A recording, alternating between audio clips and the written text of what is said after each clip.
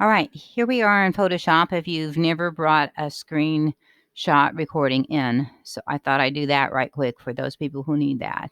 Very simple. I've opened up Photoshop. I click on New. If you were successful and you do not have your screenshot anywhere else, it will be the dimensions of your computer screen. And mine is 1366 by 76. Anything about 1200 that's longer and shorter is probably correct. So if you say okay, you can always try it. And then Control V or Edit Paste will let you see you've got it.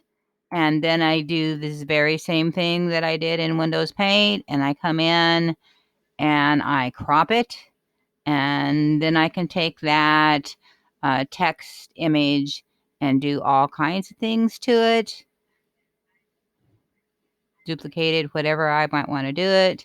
It's now cropped, and then I can save and color it, and I could make a banner for my blog or anything that I wanted to with it. And then I remember to save it for the web if it's for your blog. And that would be pretty much it. Have fun.